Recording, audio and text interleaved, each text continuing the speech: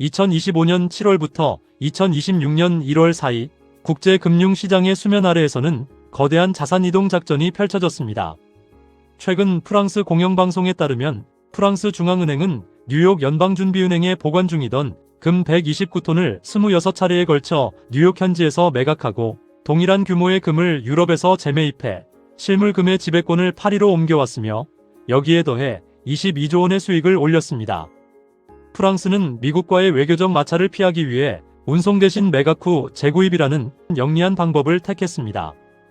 겉으로는 평온한 동맹 관계를 유지하고 있지만 속으로는 달러 체제의 균열을 짐작하고 각자 도생의 길을 미리 선택한 프랑스의 치밀한 계산이 깔려 있습니다. 이번 프랑스의 금 이전이 단순한 이사가 아닌 전략적 승리로 평가받는 이유는 그 경이로운 수익 구조에 있습니다. 프랑스 중앙은행은 경제학 교과서에 나올 법한 저점 매수, 고점 매도의 정석을 국가 단위에서 실현했습니다. 미국에 보관되어 있던 프랑스의 금은 1920년대 전후에 제조돼 순도와 규격이 일정하지 않은 비규격품이었습니다. 프랑스는 금값이 온스당 4,000달러를 돌파하며 역사적 고점에 달했던 시점, 뉴욕 현지에서 이 구형 금괴들을 시장에 충격을 주지 않으면서 분할 매각했습니다. 그리고 금값이 일시적인 조정기에 들어갔을 때 매각 대금으로 유럽 시장에서 국제표준 인증 금괴를 다시 사들였습니다.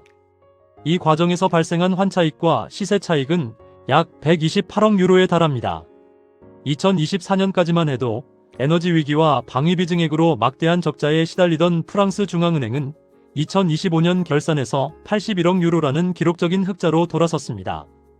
이에 따라 세계 금보유 4위인 프랑스는 금 비축분 2,437톤 전량을 파리 지하저장시설 라수테렌에 보관하게 되었습니다. 1965년 2월 4일 드골은 엘리제궁에서 현대경제사의 한 획을 긋는 기자회견을 합니다. 그는 달러가 금과 연결되어 있다는 이유만으로 미국이 무분별하게 달러를 찍어내어 전세계 자산을 사들이는 것을 터무니없는 특권이라고 맹비난했습니다. 당시 미국은 자국 금 보유량보다 훨씬 많은 달러를 찍어내고 있었습니다.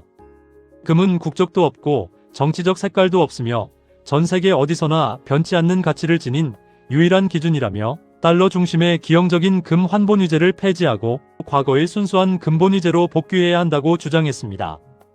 드골의 주장은 달러라는 중간 매개체를 치워버리자는 것이었습니다. 모든 국가의 통화가 달러가 아닌 금과 직접 연동되고 국가 간 무역 결제도 달러 대신 실물금으로 하자는 주장이었습니다. 이렇게 되면 미국도 보유한 금만큼만 돈을 쓸 수 있게 되므로 터무니없는 특권이 사라진다는 논리였습니다.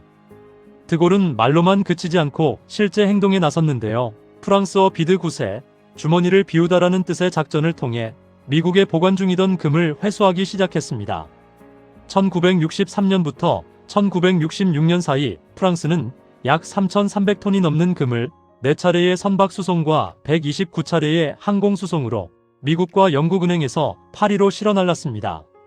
프랑스의 집요한 금태환 요구로 결국 미국의 금고가 바닥을 보이는 결정적 이유가 되고 1971년 닉슨에 의해 금본 위제의 막을 내리게 됩니다. 우크라이나 전쟁 이후 러시아 외화 자산을 동결한 사례는 내 자산이라도 남의 나라에 있으면 언제든 묶일 수 있다는 공포가 확산되면서 프랑스 역시 만약의 사태에 대비해 물리적 점유를 선택한 것으로 풀이됩니다. 또한 금을 회수한 것은 단순한 자산 이동이 아니라 트럼프의 손목 비틀기식 관세 협상에서 미리 벗어나 있겠다는 강력한 의지 표명이기도 한 것입니다. 현재 각국 중앙은행은 달러 비중을 줄이고 금 보유량을 역대 최고 수준으로 늘리고 있습니다. 이는 포스트 달러 통화 질서를 준비하는 것으로 달러 패권이 흔들릴 때 새로운 국제 화폐 시스템에서 가장 확실한 담보 자산은 결국 금이기 때문이라는 견해가 지배적입니다. 현재 마크롱 대통령은 트럼프를 상대로 유럽에서 가장 공격적이고 당당한 목소리를 내고 있습니다. 그 자신감의 원천은 프랑스의 정치적, 군사적 위치에 기인하는데요. 브렉시트 이후 프랑스는 EU 내에서 유일한 핵보유국이자 UN 상임이사국입니다.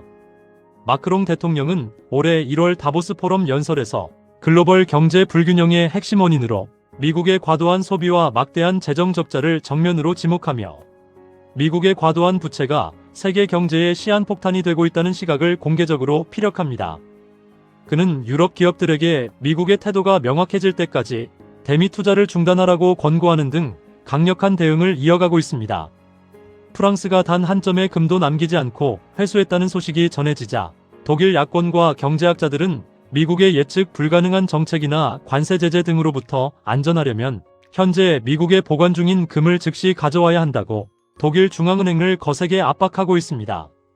독일은 과거 2013년부터 2017년까지 대대적인 금 송환 작전을 벌여 보유량의 절반을 가져왔지만 여전히 전체 금 비축분의 37%인 1200톤 이상의 금이 뉴욕 연준 지하에 머물러 있습니다. 독일 내 주류 여론은 이제 금을 단순한 자산이 아니라 미국과의 외교 관계에서 인질이 될 수 있는 협상 카드로 보기 시작했습니다. 중국이나 러시아가 달러 체제에서 공개적 탈출을 모색한다면 프랑스, 독일 등 유럽 국가들은 달러라는 배에 함께 타고 있으면서 침몰에 대비해 구명정을 가장 열심히 만들고 있는 승객에 가깝습니다. 감사합니다. 구독과 좋아요 부탁드립니다.